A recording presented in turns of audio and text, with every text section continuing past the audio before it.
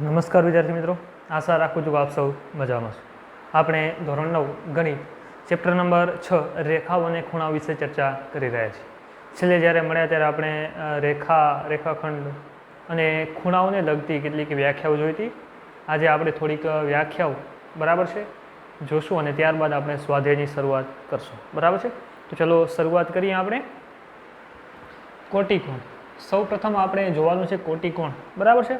તો કોટિકોણ કોને કહેવાય ભાઈ? તો જે બે ખૂણાઓના માપનો સરવાળો 90 થાય તેવા ખૂણાઓને એકબીજાના કોટિકોણ કહે છે. બરાબર છે કે ભાઈ જે બે ખૂણાઓના માપનો સરવાળો 90 થાય તો તેવા ખૂણાઓને એકબીજાના કોટિકોણની જોડ કહે છે. બરાબર છે. હવે એક વસ્તુ ધ્યાન રાખજો, કાટકોણ અને કોટિકોણ બંનેમાં અલગ અલગ વસ્તુ છે. બરાબર છે. કાટકોણ એટલે કે જે ખૂણાનું માપ 90 થાય તેને કાટકોણ કહે છે. કોટિકોણ કોને કહે છે? તો ભાઈ કોટિકોણમાં બે ખૂણાઓ છે, બે ખૂણાઓનો સરવાળો 90 થવો જોઈએ. બરાબર છે.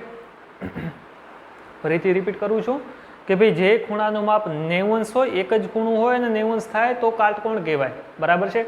બે ખૂણાઓનો સરવાળો 90 થાય તો એને એકબીજાને કોટિકોણ કહેવાય. બરાબર છે. એટલે ખ્યાલ આવી ગયો છે. જે બે ખૂણાઓના માપનો સરવાળો 90 થાય તેવા ખૂણાઓને એકબીજાના કોટિકોણ કહે છે. બરાબર છે. તમે જોતા હશો કે આ ખૂણા અને આ ખૂણાનો માપનો સરવાળો જો 90 થઈ જાય તો કોટિકોણ કહેવાય. હવે જો આમાં 90 નહીં થાય એટલે આને કોટિકોણની જોડ કહેવાય નહીં. બરાબર છે. ચલો ત્યારબાદ છે પૂરક કોણ. તો કોને કહેવાય ભાઈ? તો જે બે ખૂણાઓના માપનો સરવાળો 180 અંશ થાય તેવા ખૂણાઓને એકબીજાના પૂરક કોણ કહે છે. બરાબર છે. કોને કહેવાય ભાઈ? તો જે બે ખૂણાઓના માપનો સરવાળો, ઓમાં હતું 90 અંશ તો કોટિકોણ. જો એ બે ખૂણાઓના માપનો સરવાળો 180 અંશ, પૂરેપૂરો 180 અંશ થાય તો એ બે ખૂણાઓને એકબીજાના પૂરક કોણ કહે છે. બરાબર છે. ફરીથી વાંચું છું, ધ્યાન રાખજો. જે બે ખૂણાઓના માપનો સરવાળો, બેનો સરવાળો, બે ખૂણાઓના માપનો સરવાળો 180 અંશ થાય તેવા ખૂણાઓને એકબીજાના પૂરક કોણ કહે છે. બરાબર છે. તો કોટિકોણ અને પૂરક કોણ વિશે ખ્યાલ આવી ગયો છે. ત્યારબાદ છે આસન કોણ. ધોરણ 8માં કદાચ તમે ભણી ચૂક્યા છો. આસન કોણ એટલે કોને કહેવાય? તો ભાઈ સાવ સિમ્પલ વ્યાખ્યા છે. જો બે ખૂણાઓનું શિરોબિંદુ એક જ હોય. બરાબર છે. શું કીધું? જો બે ખૂણાઓનો શિરોબિંદુ એક જ હોય, એક ભુજ સામાન્ય હોય. બરાબર છે.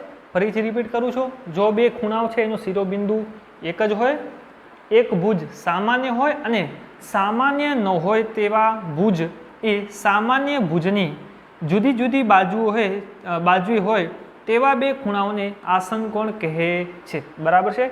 જુઓ હવે અહીં તમે જોશો તો જે બે ખૂણાઓનો શિરોબિંદુ એક જ હોય, તમે બે ખૂણા જોતા હશો. ખૂણો PQR, અહીંયા છે ખૂણો PQR અને બીજો ખૂણો છે RQS. બરાબર છે. આ બે ખૂણાઓ છે, ખૂણો PQR અને ખૂણો RQS. તો જો બે ખૂણાઓનો શિરોબિંદુ એક જ હોય, તમે જોશો તો બંનેનો શિરોબિંદુ Q એક જ છે, બંનેનો શિરોબિંદુ છે. બરાબર છે. Q એક ભુજ સામાન્ય હોય, આમાં તમે જોશો તો QR ભુજ બંનેમાં આવે છે. ખૂણા PQR માં આવે છે અને ખૂણા RQS માં કઈ ભુજ આવે છે? QR સામાન્ય ભુજ છે. અને સામાન્ય ન હોય તેવા ભુજ એ સામાન્ય ભુજની જુદી જુદી બાજુ, એટલે સામાન્ય ભુજની બાજુએ જે બંનેમાં સામાન્ય ન હોય તેવી બાજુ હોય તેવા બે ખૂણાઓ આ છે એ બેને આપણે શું કહેશું? આસન કોણ તરીકે ઓળખીશું. બરાબર છે. ફરીથી રિપીટ કરું છું. જે બે ખૂણાઓનું શિરોબિંદુ એક જ હોય અને એક ભુજ સામાન્ય હોય અને સામાન્ય ન હોય તેવા ભુજ એ સામાન્ય ભુજની જુદી જુદી બાજુએ હોય તેવા બે ખૂણાઓને આસન કોણ કહે છે. બરાબર છે. તમે અહીં જોઈ લો ભાઈ, Q બિંદુ એ બંને ખૂણાનું સામાન્ય બિંદુ છે. બરાબર છે. અને QR ભુજ એ બંને ખૂણાઓની સામાન્ય ભુજ છે. એટલે આ બે ખૂણાઓને શું કહેવાશે? આસન કોણ કહેવાશે. બરાબર છે. હવે આસન કોણ માટે એક પરિણામ છે કે જે આ મોટું જે ખૂણું છે, ખૂણો PQS બરાબર શું થાય? તો ભાઈ ખૂણો PQS બરાબર ખૂણો PQR વત્તા ખૂણો RQS થાય. બરાબર છે. એટલે કે આ જે મોટો ખૂણો છે ખૂણો PQS એ કોના બરાબર થાય? તો ખૂણો PQR. બરાબર છે. ખૂણો PQR વત્તા ખૂણો RQS એટલે કે આ બે ખૂણાઓના સરવાળા જેટલું થાય. બરાબર છે. અહીં મેં નીચે લખેલું પણ છે. બરાબર છે.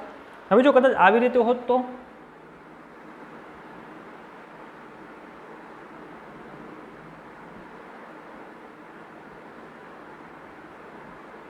બરાબર છે. X Y Z અહીં છે O, અહીં છે P. બરાબર છે. તો આમાં આસન કોણ કોને કોને કહેવાય? તો તમે જુઓ તો ભાઈ આ જે ખૂણું છે, ખૂણું ZOP, ખૂણું ZOP બરાબર છે, અને ખૂણું YOX, એટલે ખૂણું ZOP અને ખૂણું YOX, આ બે ખૂણાઓને શું આસન કોણ કહી શકાય? તો ભાઈ જુઓ, જો બે ખૂણાઓનું શિરોબિંદુ એક જ હોય તો તમે જોશો તો ખૂણાનું શિરોબિંદુ બંનેમાં O એક જ છે, તો શું આસન કોણ કહેવાય? નહીં ભાઈ, હજી આગળ વધવાનું છે. હજી શું કીધું છે? એક ભુજ સામાન્ય હોય અને એક સામાન્ય ન હોય.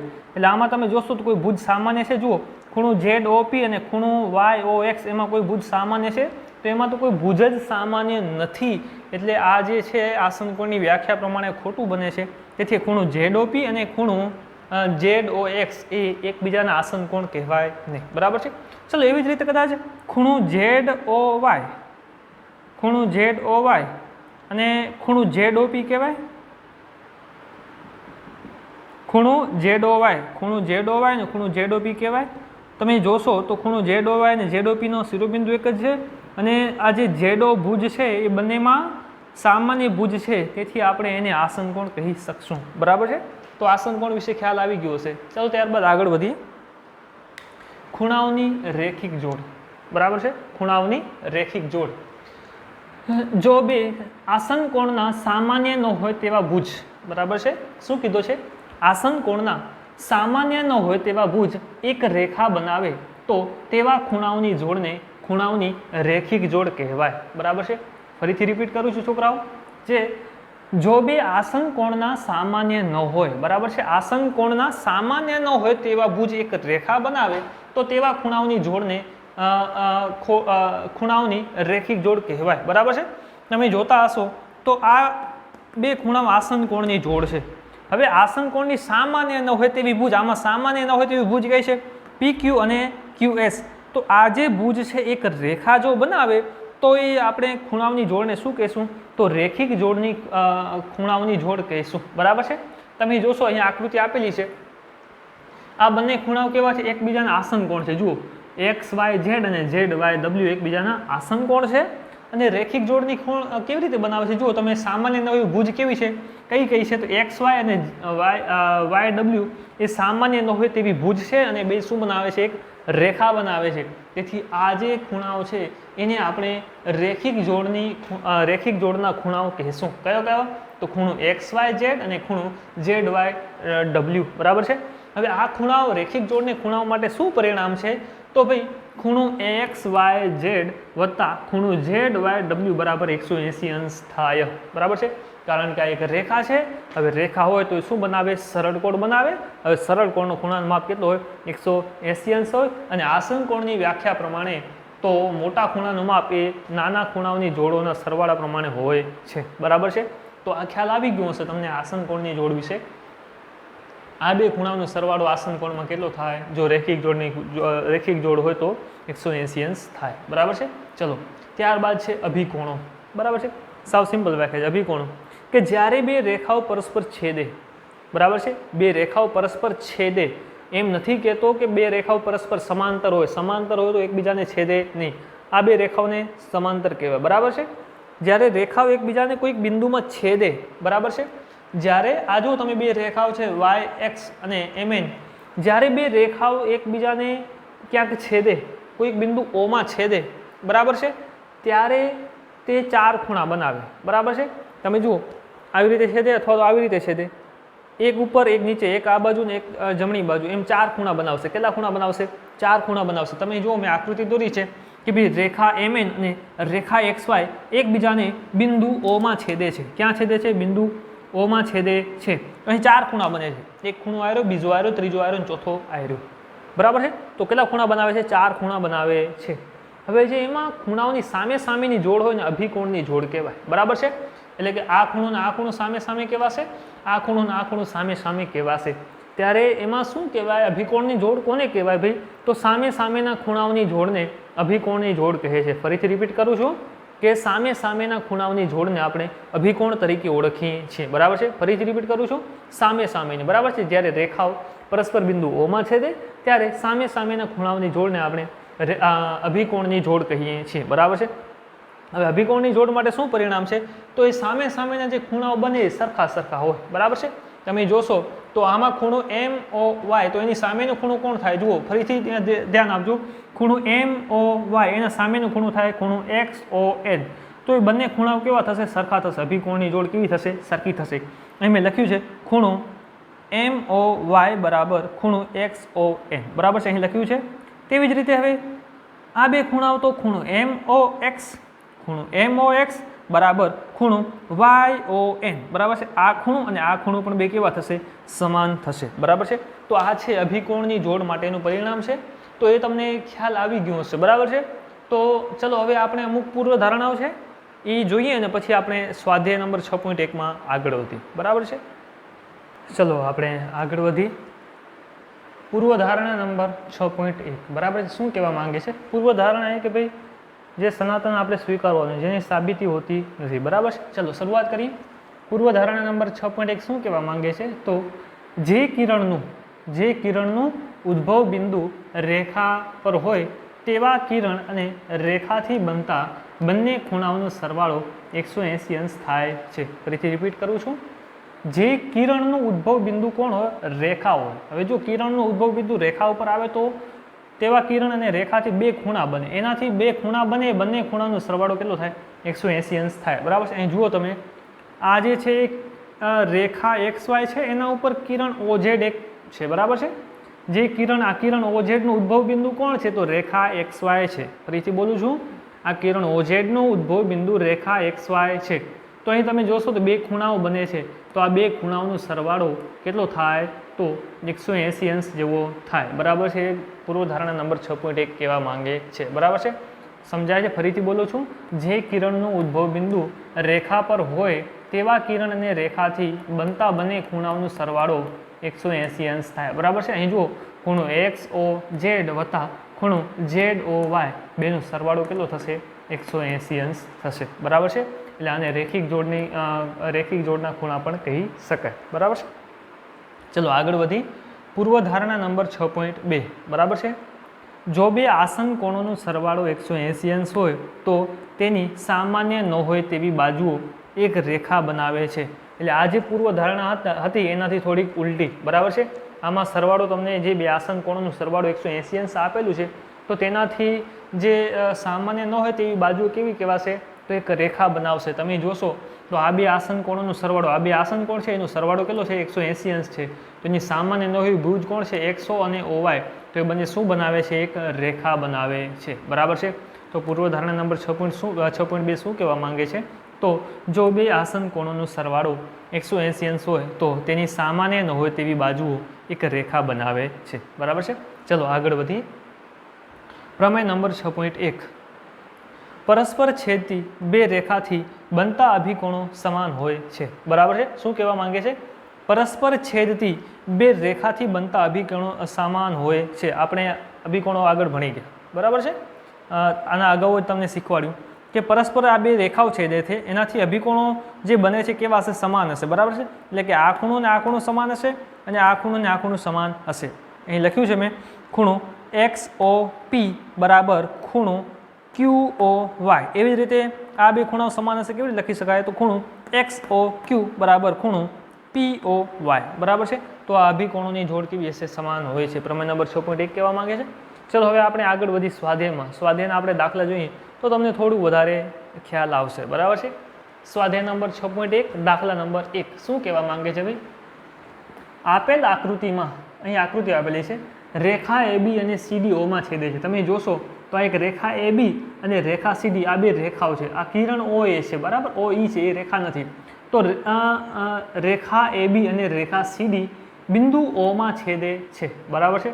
હવે શું કીધું છે? જો ખૂણો AOC એટલે કે ખૂણો AOC એટલે કે આ ખૂણો વત્તા ખૂણો BOE એટલે BOE એટલે આ ખૂણો બેનો સરવાળો તમને 70 અંશ આપેલો છે, બરાબર છે. એટલે કે ભાઈ આ ખૂણો અને આ ખૂણાનો સરવાળો કેટલો આપેલો છે તમને? 70 અંશ આપેલો છે. અને ખૂણો BOD બરાબર 40 ડિગ્રી છે.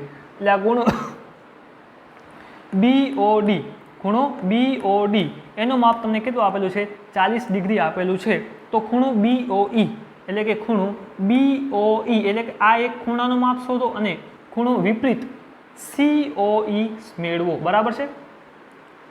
તો ચલો તમને શું શું આપેલું છે ભાઈ? એક તો ખૂણો AOC અને ખૂણો EOB અથવા BOE નું સરવાળો, બેનું સરવાળો તમને 70 આપેલું છે અને ખૂણા BOD નું માપ તમને 40 આપેલું છે. તમારે મેળવવાનું છે ખૂણો BOE, એટલે કે તમારે એક તો આ ખૂણું મેળવવાનું છે, બરાબર છે, ખૂણો BOE, એક આ ખૂણું મેળવવાનું છે અને બીજો મેળવવાનું છે તમારે ખૂણો વિપરીત COE, એટલે COE એટલે આ ખૂણું COE કહેવાય, વિપરીત કયો કહેવાય? આ જે ભાગ છે એ વિપરીત COE કહેવાય. તો તમારે આ ખૂણા આખાનું માપ શોધવાનું છે, બરાબર છે. ચલો શરૂઆત કરીએ, સાવ સરળ છે, બરાબર છે. આપણે જો ખૂણો BOE શોધવું છે, સ્વતંત્ર શોધવું છે, તો આપણે કયા પરિણામનો ઉપયોગ કરીએ? એક મને આ 40 આપેલું છે ખૂણો BOD, બરાબર છે. BOD કેટલું આપેલું છે?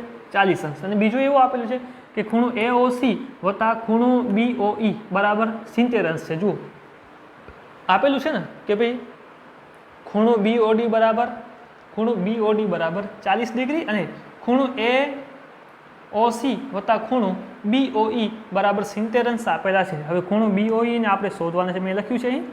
હવે તમે જોશો તો ભાઈ આ ખૂણો AOC વત્તા ખૂણો BOE માં તમારે આ ખૂણો BOE શોધવું છે. તો જો આ ખૂણાનું માપ મળી જાય તો 70 માંથી આ ખૂણાને બાદ કરો તો ખૂણો BOE મળી જાય, બરાબર છે. તો જુઓ તમે ખૂણા AOC નું માપ કેવી રીતે મળે એમ છે, તો તમે જોશો અહીં તો ભાઈ આ રેખા AB અને રેખા CD એકબીજાને બિંદુ O માં છેદે છે, તેથી આપણને અભિકોણોની જોડ મળશે ભાઈ, બરાબર છે. અભિકોણોની જોડ કઈ કઈ મળશે? તો ખૂણો AOC બરાબર ખૂણો BOD અને ખૂણો AOD બરાબર ખૂણો COB. પણ મારે શેની જરૂર છે ભાઈ? જુઓ અહીં આપણે મેં લખ્યું છે ખૂણો AOC બરાબર ખૂણો AOC બરાબર ખૂણો BOD, બરાબર છે. ફરીથી ધ્યાન રાખજો, ખૂણો AOC બરાબર ખૂણો BOD. એનું કારણ શું? તો મેં કારણ લખ્યું છે ભાઈ અભિકોણની જોડ, બરાબર છે. અભિકોણની જોડ હંમેશા કેવી હશે? સમાન મૂલ્યની હશે. એટલે આ ખૂણું ને આ ખૂણું બંને કેવા થશે? સરખા થશે, બરાબર છે. તેથી ખૂણો AOC બરાબર ખૂણો BOD, ખૂણા BOD નું માપ કેટલું છે? 40 છે. તેથી ખૂણો AOC પણ કેટલું થાય? આ 40 થાય, બરાબર છે. એટલે આ મને કેટલો મળે છે? 40 મળે છે, બરાબર છે. સમજાઈ ગયું? ચલો આગળ વધીએ. હવે AOC નું માપ મળી ગયું તો આમાં મૂકો તો ખૂણો BOE નું માપ મળી જાય. હવે ખૂણો AOC બરાબર વત્તા ખૂણો BOE બરાબર 70 આપેલું છે. તેથી ખૂણા AOC ની જગ્યાએ તમે માપ મૂકો 40, તેથી 40 વત્તા ખૂણો BOE બરાબર 70, બરાબર છે. અહીં મેં લખ્યું છે ખૂણો AOC બરાબર 40 છે એટલા માટે. તેથી ખૂણો BOE કરતા બનાવી દો બરાબર 70, આ બાજુ +40 છે, એ બાજુ જશે તો -40, બરાબર છે. તેથી ખૂણો BOE બરાબર 70 - 40 કેટલા આવશે? 30, બરાબર છે. તો ભાઈ ખૂણા BOE નું માપ મળી ગયું. તો ખૂણા BOE નું માપ મળે છે તમને કેટલો મળે છે ભાઈ? તો 30 મળે છે,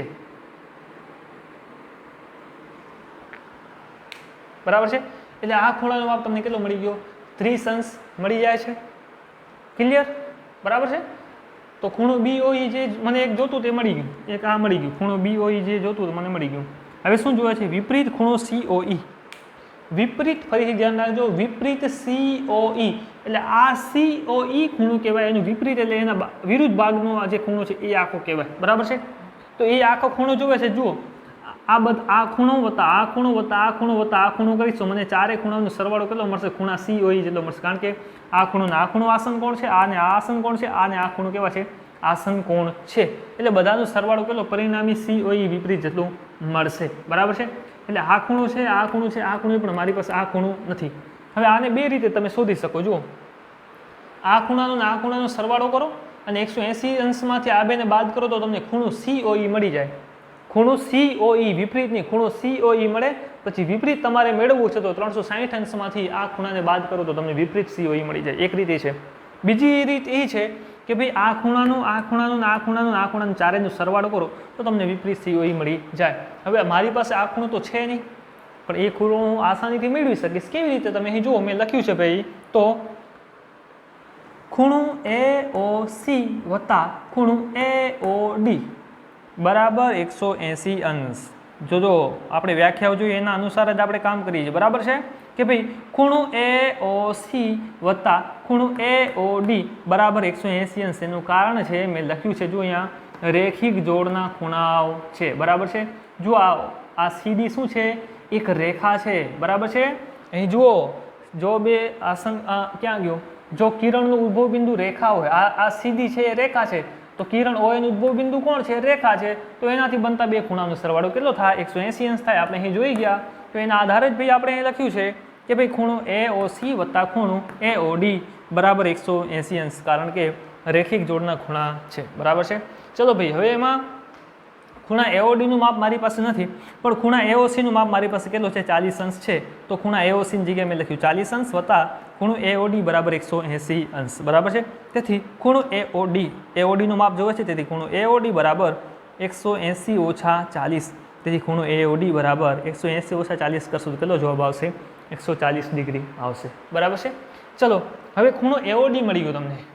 કેટલો મળે છે? 140 અંશ. એટલે ખૂણો આ AOD પણ મળી ગયો. હવે તમારી પાસે આ ખૂણું છે, આ ખૂણું છે, આ ખૂણું છે, આ ખૂણું છે, બધાનું સરવાળો કરશો તમને શું મળશે?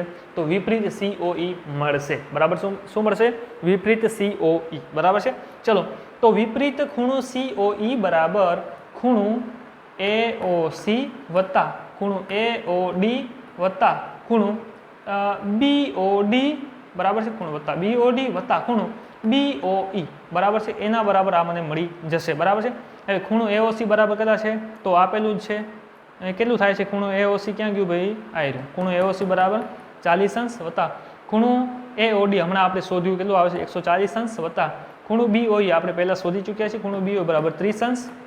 બરાબર છે. વત્તા ખૂણો BOD. BOD પણ મારી પાસે કેટલો છે? 40 અંશ છે. હવે બધાનો સરવાળો કરશો તો કેટલો મળશે તમને? 250 ડિગ્રી મળશે. બરાબર છે. તો આ શું મળી જશે તમને? વિપરીત કોણ મળી જશે. ખૂણો આ COE નું વિપરીત કોણ. બરાબર છે. તો સાવ સરળ રીતે આ રીતે તમે દાખલાઓ ગણી શકશો. બરાબર છે. ચલો, સ્વાધ્યાયના હજી આપણે 2 દાખલા જોઈએ તો તમને થોડુંક વધારે ખ્યાલ આવશે. બરાબર છે.